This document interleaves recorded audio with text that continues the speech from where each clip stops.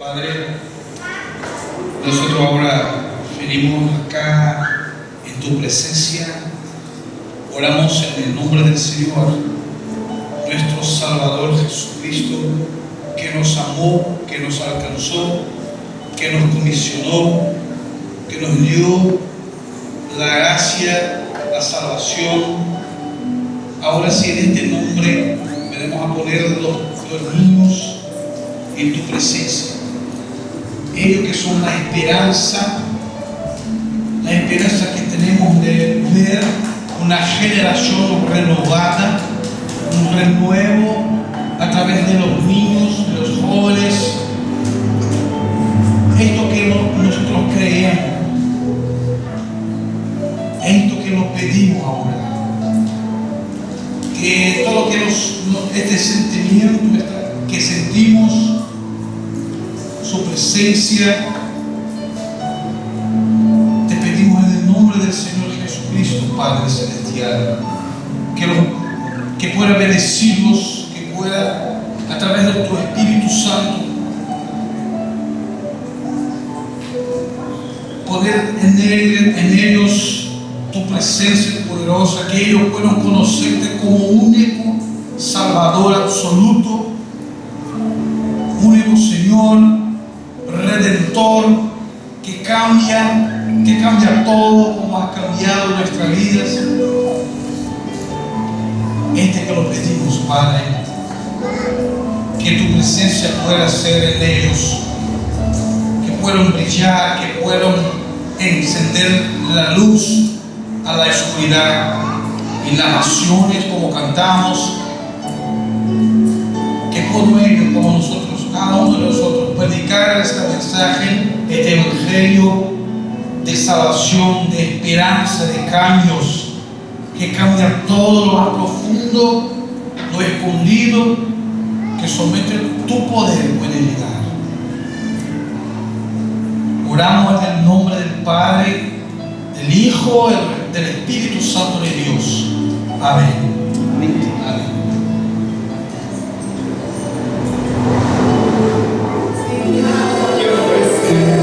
Mi canción, no tengo más que dar en nuestro nombre, tuyo Señor.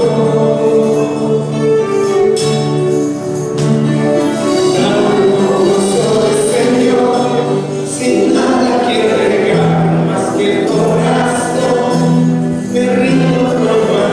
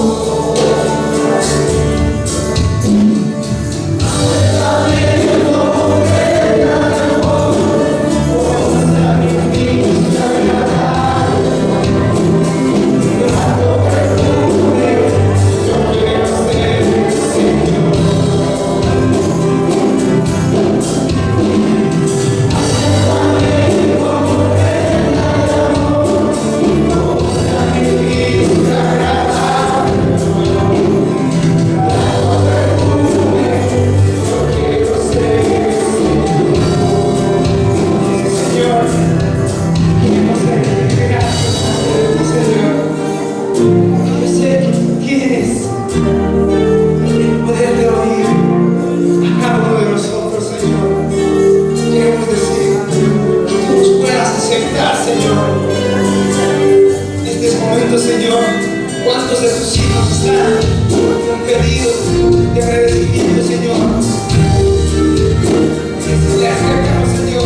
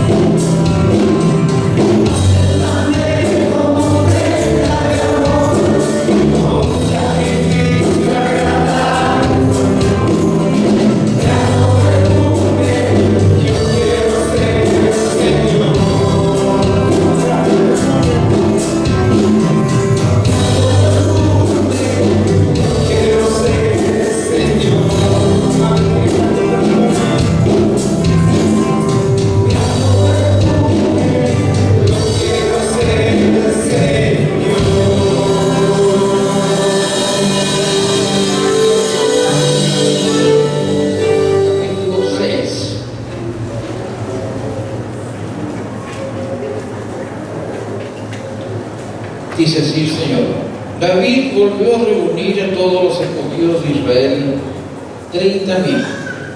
Y se levantó David y partió de Baala de Judá con todo el pueblo que tenía consigo, para hacer pasar de allí el arca de Dios, sobre la cual era invocado el nombre de Jehová de los ejércitos, que mora entre los querubines. Pusieron el arca de Dios sobre un carro nuevo y la llevaron de la casa de Abinadab, que está en el collado, y Usa y Ahío, hijos de Abinadab, guiaban el carro nuevo.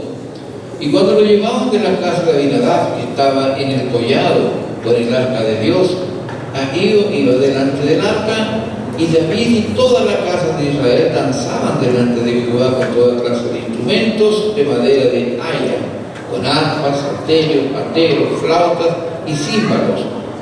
Cuando llegaron a la era de Nacón, Usa extendió su mano al arca de Dios, la sostuvo, porque los bueyes tropezaron. Y el furor de Jehová se encendió contra Usa y lo hirió allí Dios por aquella temeridad, y cayó allí muerto junto al arca de Dios. Y se entristeció David por haber herido Jehová a Usa, y fue llamado aquel lugar Pérez Usa hasta hoy. Y temiendo David a Jehová aquel día, dijo: ¿cómo ha de venir a mí el arca de Jehová?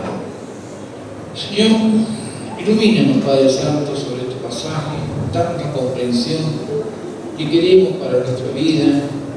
Danos, Señor amado, el respeto, la obediencia, la admiración y la adoración verdadera que tú quieres que tu pueblo realice, Señor, según tu querer, según tu reglamento, según tus leyes, según tú mandas, y no según nuestro querer.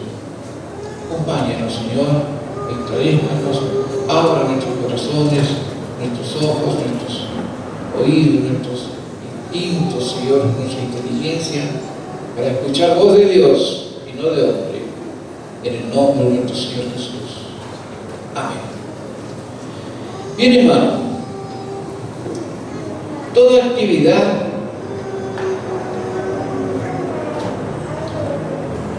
actividad y el ser humano está limitado, determinado por límites.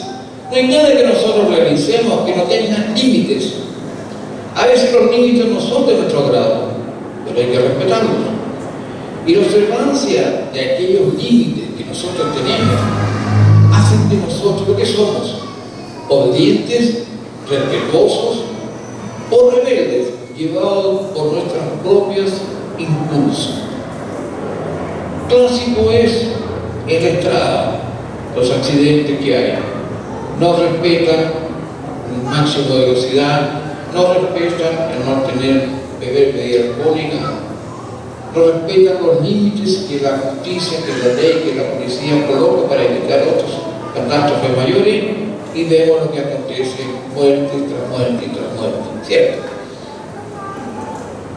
La sociedad establece límites que deben ser obedecidos, como digo, a través de las leyes, y nadie puede actuar de acuerdo con sí propio, nadie. El que actúa por sí propio es rebelde. El famoso héroe de la independencia de Cuba contra España, José Martí, él decía,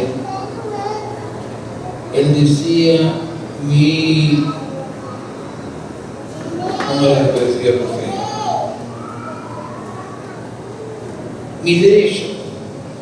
Mi derecho empieza donde termina el derecho de los demás. Milagro, Guaraná.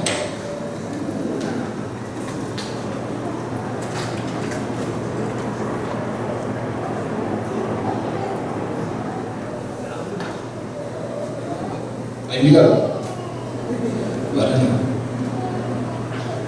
Bien, mi derecho empieza donde termina el derecho de los demás. Ya se salía de los límites que hay. No hay nada que no sea limitado. Estamos limitados por leyes morales, por leyes de la sociedad, por leyes de la república, etcétera, etcétera. Nadie puede actuar fuera de ella. Y vemos el resultado de ella en la política, vemos el resultado de ellos, como decíamos, en los caminos, en fin, en todas partes vemos el resultado negativo cuando el hombre quiere pasar esos límites y hacer su propia voluntad. El Señor también estableció límites, ordenanzas, mandamientos para su pueblo. También lo estableció el Señor, para que ese pueblo pudiera relacionarse con Él. La manera de relacionarnos con el Señor tiene que ser de acuerdo como el Señor quiere, de acuerdo como el Señor ordena, de acuerdo como el Señor determina, de acuerdo como el Señor nos exige, porque Él es nuestro creador. Fuera de ello, no tenemos una relación con el Señor sana, íntima.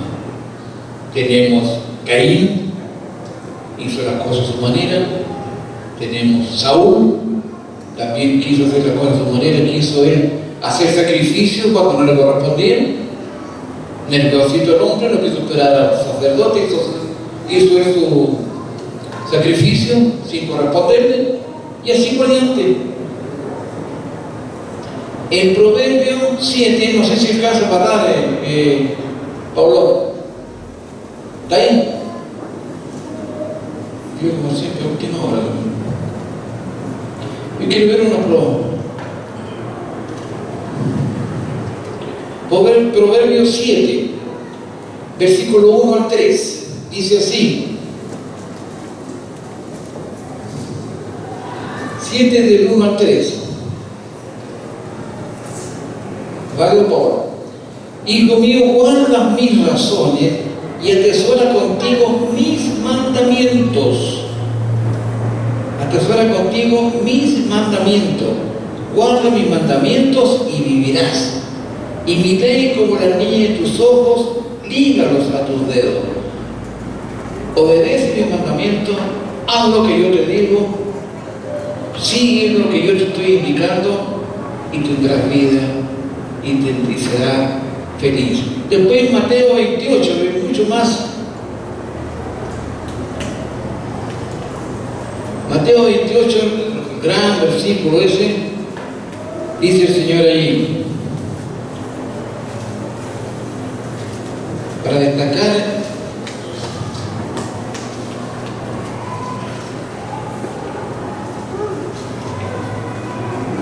(28:20).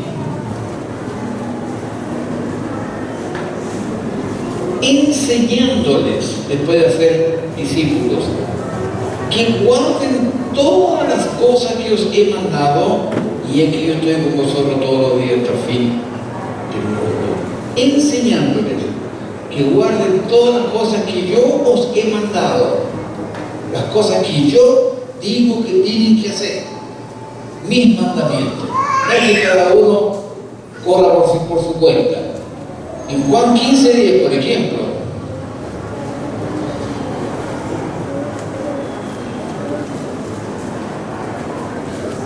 Juan 15:10 nos dice, y está puesto ahí, ¿no?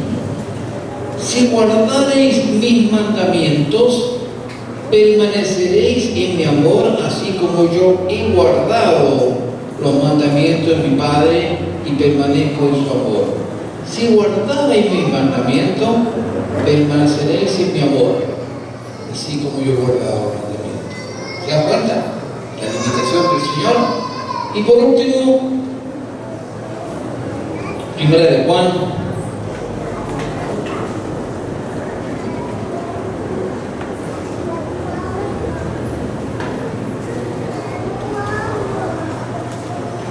en Primera de Juan 2:3-4 dice: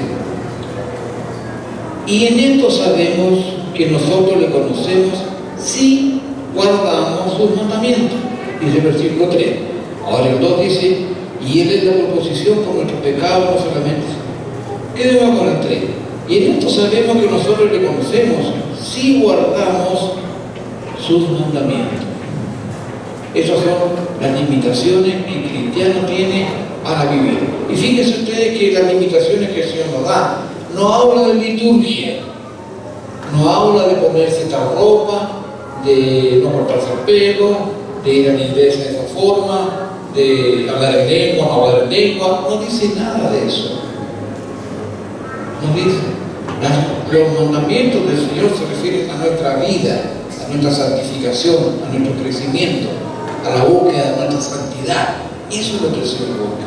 Y si hay alguna cosa que cambiar en nosotros, eso será un proceso natural, de acuerdo con el Espíritu Santo. Él va a decir de ti, hermano, lo que tú estás haciendo es errado. Cambia.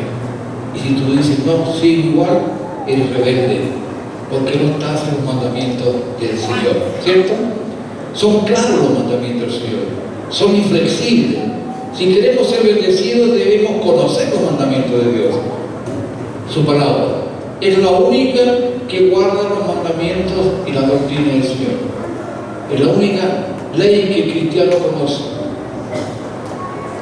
No hay otros escritos más. Por ahí apareció un iluminado que dijo: yo estaba durmiendo, no sé qué, y bajó un ángel y me dio unas tablas de oro, cosa de hombre. Otro por ahí dijo: el Señor me habló de que yo escribiera un libro para mejorar lo que la Biblia dice. Ridículo, diría yo. Esta es la palabra del Señor. Aquí están los mandamientos, aquí está la ley del Señor, aquí está lo que el Señor pide para nosotros, que debemos comportarnos y hacer para tener el agrado de la presencia del Señor.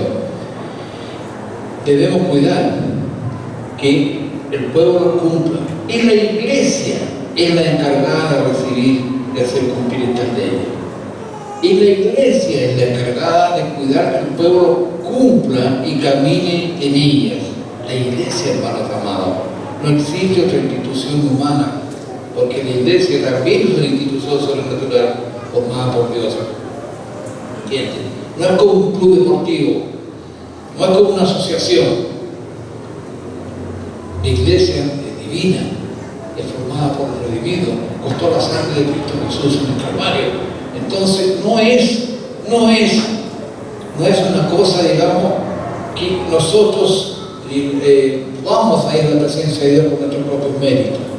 La iglesia de Dios es la encargada de hacer cumplir las leyes divinas. Por eso la obediencia es primordial en la iglesia del Señor, a los pastores, a los líderes, ¿cierto?, a su palabra. Tenemos que ser obedientes, tenemos que ser disciplinados en el Señor. Una iglesia que no lo es, no prospera, hermano. He conocido iglesias que han soportado hasta 3 divisiones, y cada uno tira para su lado. Así fuéramos la palabra del Señor, las cosas serían bien diferentes. Nadie que se diga hijo de Dios puede vivir en el seno de la iglesia actuando por su propia cuenta. Nadie que es hijo del Señor vive aquí y viviendo como quiere y haciendo lo que quiere y recortando a Dios como Él le gustaría que el Señor sea como Él quiere.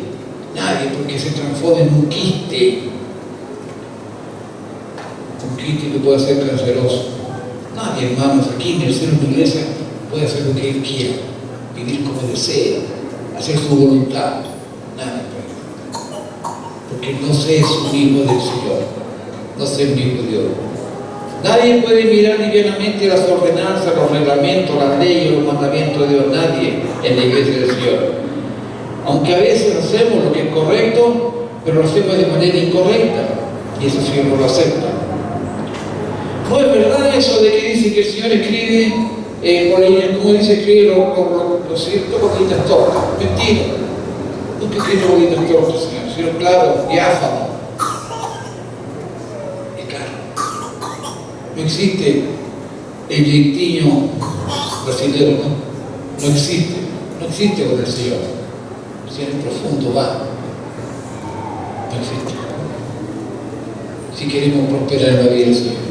Y este episodio que vemos aquí, que protagonizó este pueblo de Israel, no vamos a ir allá, pero si usted lee el capítulo 5, del verso 7 al 25, se va a encontrar usted allí con que David derrota a los filisteos por 2 veces. Los derrotó por 2 veces, arrasó con ellos y, ¿cómo se llama? Y quemó sus ídolos. Espérese,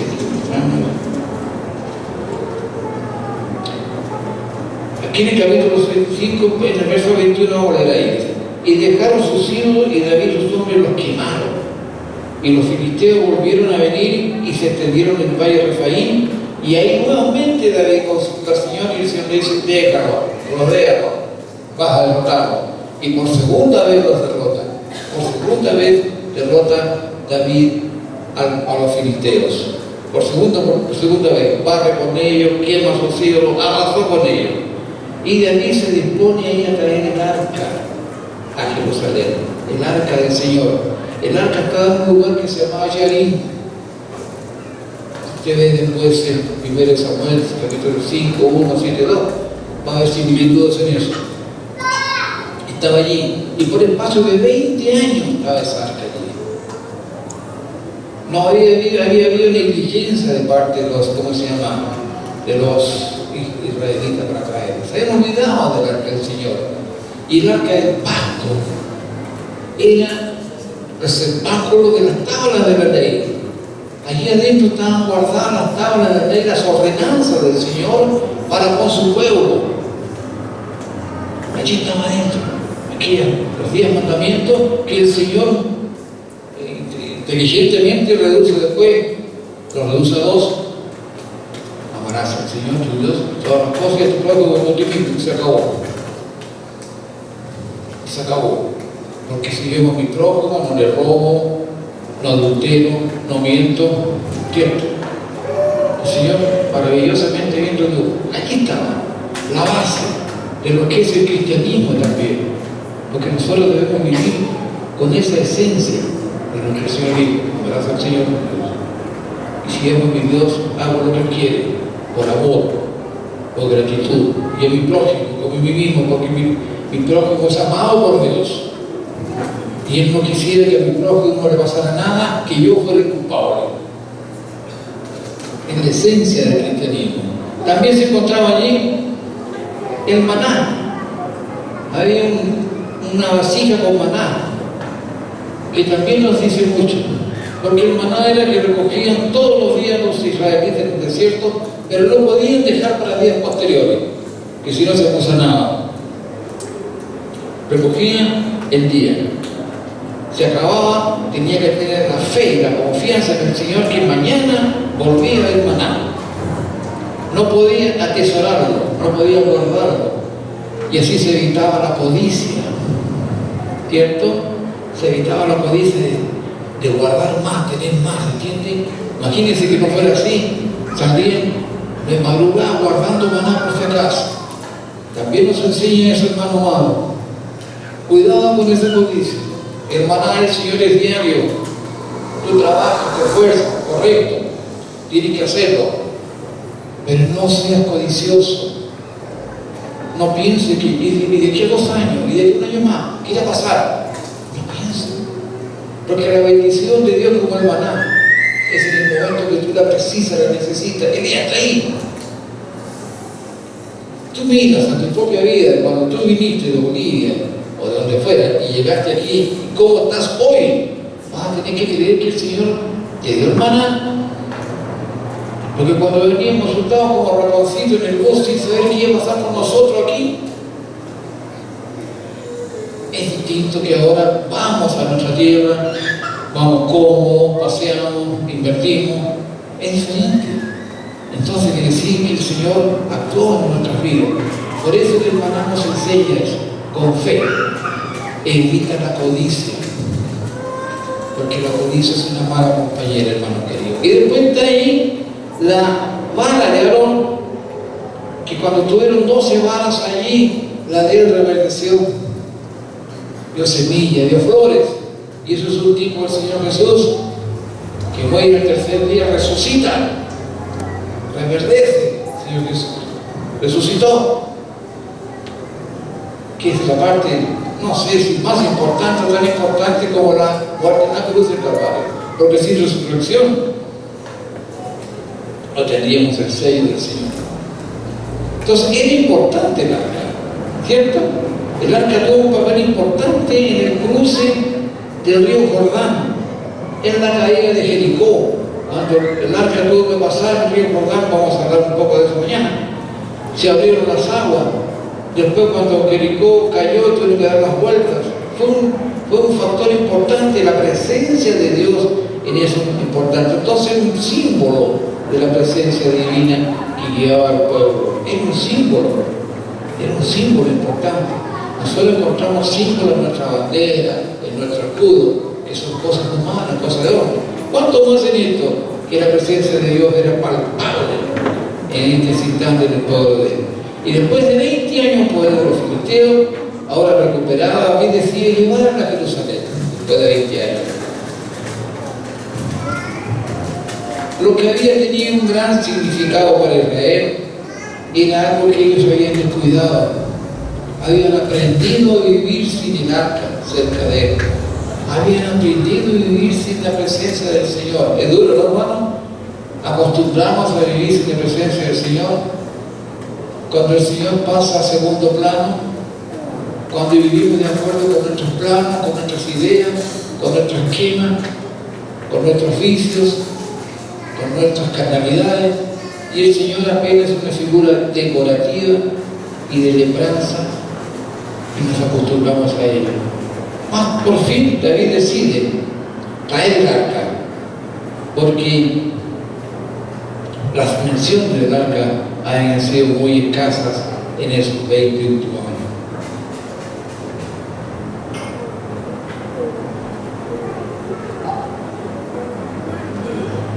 La finalidad de todo esto es llevarnos a considerar al Señor como el nombre, por sobre todo nombre, que vive, como dice aquí el versículo, vive entre los querubines. Santo, santo, santo, santísimo, dueño infinito de todas las criaturas, del cielo y la tierra, que no hay vocabulario humano que pueda describir la santidad y el poder y la gracia de Dios. No hay vocabulario humano para ello. Ese Dios que reconcilia al mundo mediante un mediador que es nuestro Señor Jesucristo. Ese Dios que amó al mundo y quiere reconciliarlo. Pero no es así, están todos perdonados.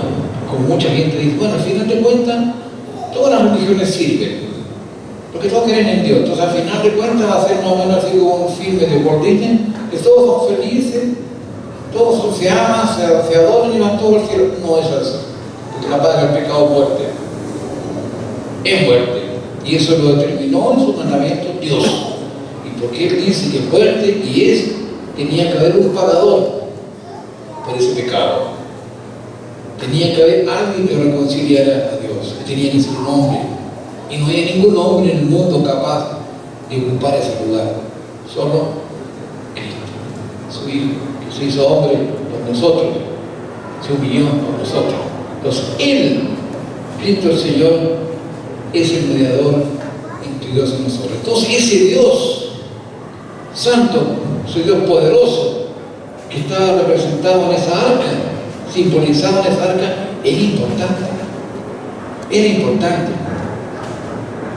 Toda esa postura, todo ese celo tiene que llevarnos a considerar con celo, con amor, con respeto, las ordenanzas del Señor, hermano querido. Y encontramos aquí en su palabra todo lo necesario para ello. Todo lo necesario para ello. A veces el hermano, pastor, se me perdió mi Biblia. ¿Cuándo lo perdió? No sé.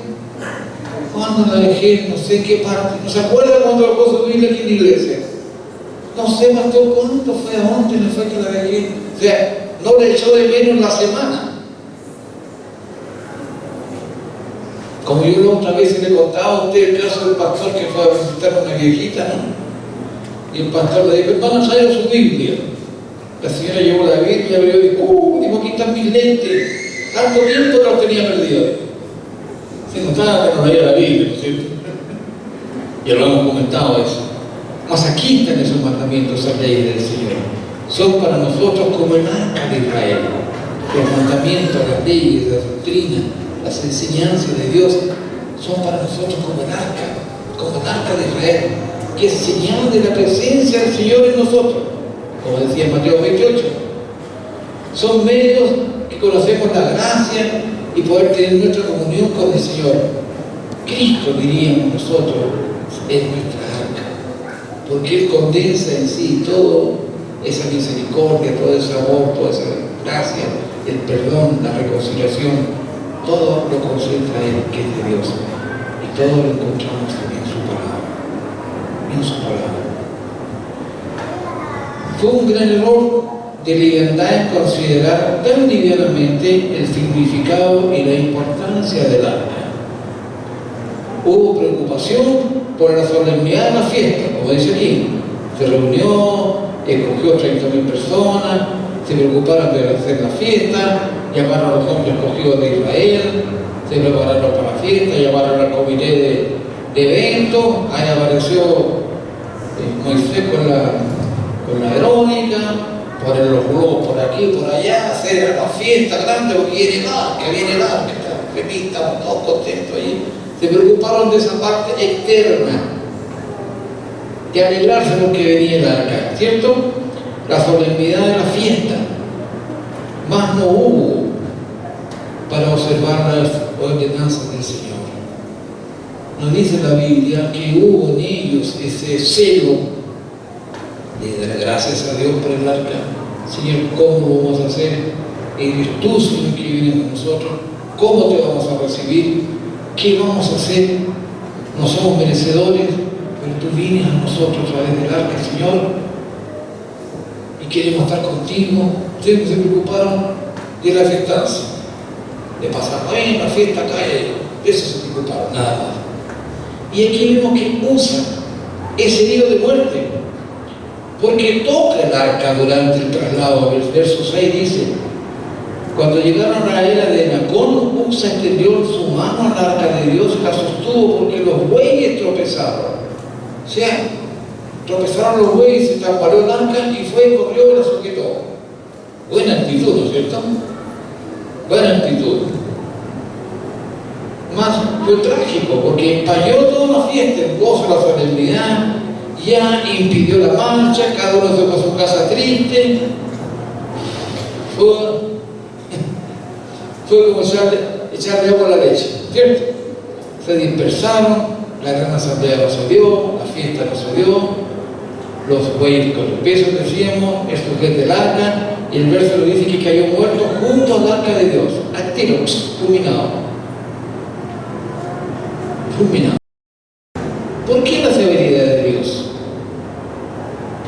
pesar de él ser un levita, solo los sacerdotes podían tocar el arca. Solo los sacerdotes, los levitas, no podían tocar el arca. La ley era bien clara al respecto. Los coatitas, porque él era descendiente de Coat. Vamos a...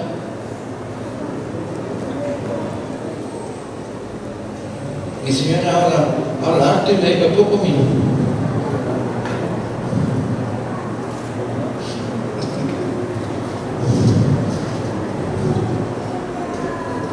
Vamos a ver si lo encuentro aquí. El número capítulo 4, del 1 al 15.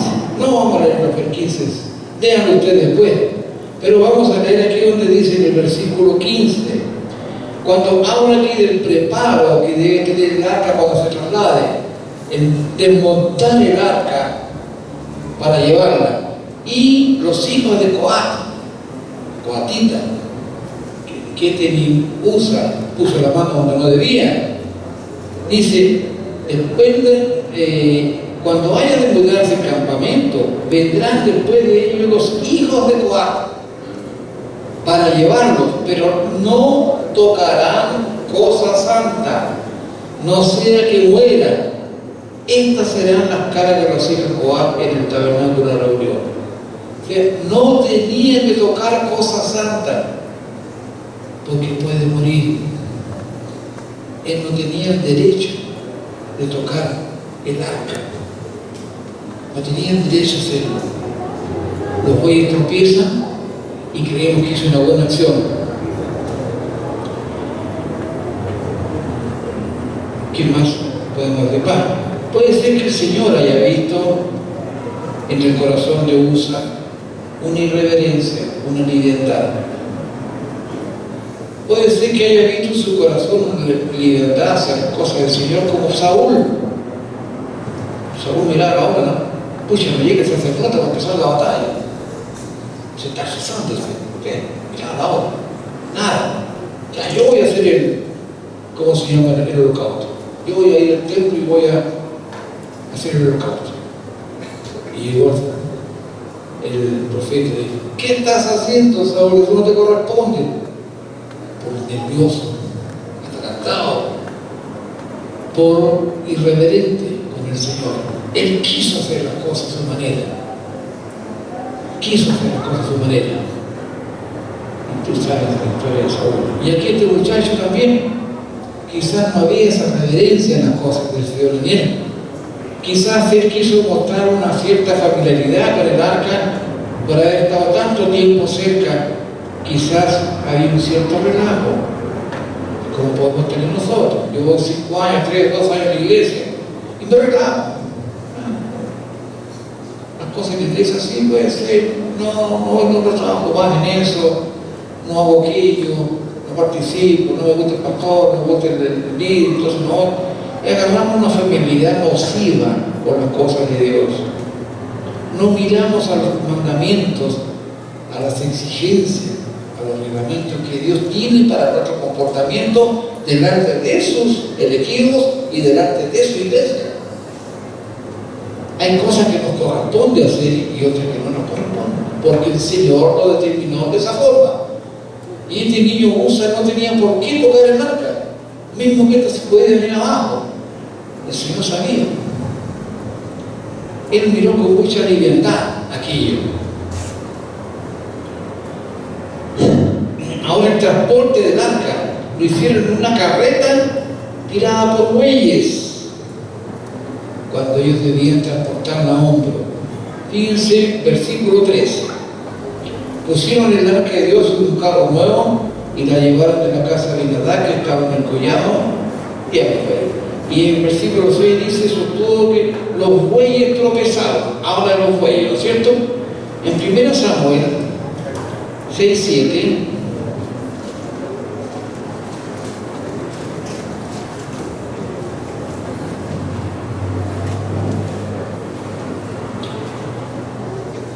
arriba de un carro con bueyes, ¿no es cierto?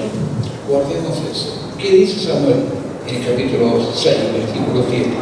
Hacer pues ahora un carro nuevo y tomar luego 2 vacas que críen, a las cuales no haya sido puesto yugo, y uncir las vacas al cabo y hacer volver su becerro detrás de ellas a casa. Tomaré luego el arca de Jehová y la pondré sobre un carro.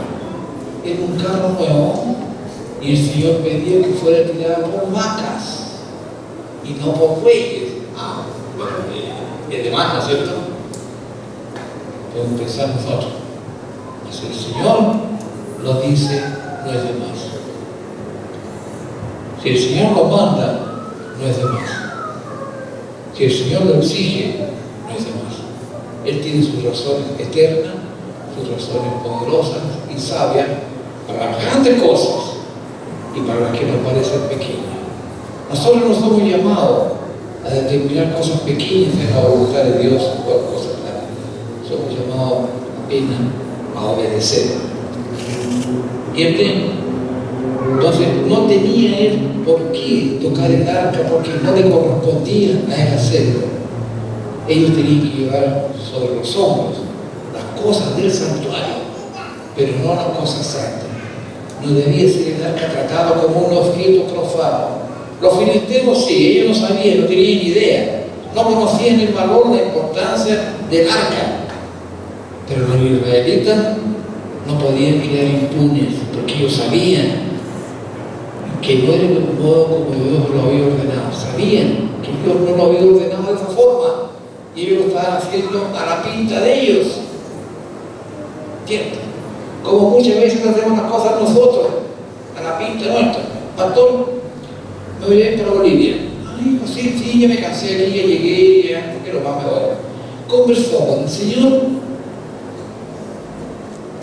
Le preguntó al Señor si quiere que usted vuelva a Bolivia, ahora, mañana o después, o nunca. Mire que yo me di un tremendo porrazo por lo mismo. Yo desde que miré cuando tenía 10 años, no que vamos a volver a Chile, porque 10 años aquí está bueno, vamos a volver. Y volvimos. Ni me pregunten cómo me vuelvo. Echamos de menos, volvimos. Teníamos trabajo, teníamos nuestra casa, pero sentimos que no era del Señor. Ahora nunca más. Nunca más. ¿Cierto? Tenemos que conversar con el Señor. Señor, voy a vender la casa, voy a comprar un box, voy a vender aquí. Le pregunto al Señor si Él hizo lo que Él quiere de usted. Habló con el Señor. A usted miró más allá de la carne suya que se satisface, porque el Señor mira más lejos que eso. Esos son los que nos piden sus mandamientos y las leyes del Señor. Los filisteos no sabían, eran ignorantes de esas cosas, pero nosotros sabemos. Nosotros sabemos. Si aparece aquí un borrachito a la iglesia con una lata de cerveza en la mano y está en la puerta ahí y conversa y habla de Dios aquí y allá, él no sabe. Tratamos de sacarlo. Mas tú no puedes hacer lo mismo, porque tú le dices al Señor y el Señor sabe que hay cosas que tú no puedes hacer que el mundo hace, porque sus reglamentos, sus mandamientos lo prohíben. Y ellos, al limitarles a ellos, no quedaron impunes. En la vida del creyente, hermano, no funciona aquello de que el fin justifica los medios, no es así. El fin justifica los medios, no existe eso. Debemos enfatizar en nuestra vida, en nuestra adoración, la obediencia a las cosas que Dios he mandado. Obedeced las cosas que yo os he mandado, dice el Señor. Y no podemos salirnos de ese padrón, no podemos salirnos de sus límites. Lo que el Señor Jesús se limitó cuando en este mundo, se hizo hombre, se hizo siervo, venía con una cosa predispuesta por nosotros. ¿Y quiénes somos nosotros entonces para llegar a ser más? De ninguna forma. Todas esas cosas del Señor, el mandamiento, por la obediencia, se transforman para nosotros en ordenanzas. Por eso yo quería conversar de esto con mis hermanos, pensando en que nosotros estamos viviendo la época del estatuto, los reglamentos, todo eso. Son buenos, pero son hechos por hombre. Son fallas. No estoy contra de ninguna forma, pero yo nunca las antepongo a los mandamientos del Señor. Porque como dije, nunca he visto que alguien se convierta por leer el estatuto, pero sí por la Biblia. Es aquí donde están los mandamientos del Señor. Y tenemos que tener la inteligencia de aplicarlos de acuerdo como el Señor quiere en nuestros estatutos, en nuestro reglamento, llevar ese camino. Los reglamentos y esas cosas del hombre son duras, no son reconciliatorias. Y tenemos que tener cuidado. Estos son los mandamientos que tenemos que hacer. Y voy a leer aquí, ya terminando, hermano, Deuteronomio 5, 29. Yo voy a leer aquí. Pongan atención, por favor. ¿Quién diera que tuviesen tal corazón que me temiesen y guardasen todos los días todos mis mandamientos, para que a ellos y a sus hijos les fuese bien para siempre? ¿Quién diera? ¿Quién diera que tuviesen tal corazón? Un corazón lleno de gratitud, lleno de obediencia, lleno de humildad, lleno de amor, tal corazón que me temiesen, dice el Señor, y guardasen todos los días todos mis mandamientos, para que a ellos y a sus hijos les fuese bien. Esa es la voluntad del Señor, y eso es lo que tenemos que hacer. ¿Amén? Amén. Vamos a orar. Gracias, Padre, por tu palabra, que ella esté pródiga en nuestros corazones, en nuestras vidas, Señor, y que podamos atesorarla, y más que de eso, Señor, que dé fruto de santidad en cada uno de tus hijos. Bendice y cuida, Señor, a aquellos que están viajando y a los que se quedan, Señor, también, que podamos ser fieles a tu palabra, Señor, a tu mandamiento, en el nombre de nuestro Señor Jesús. Amén.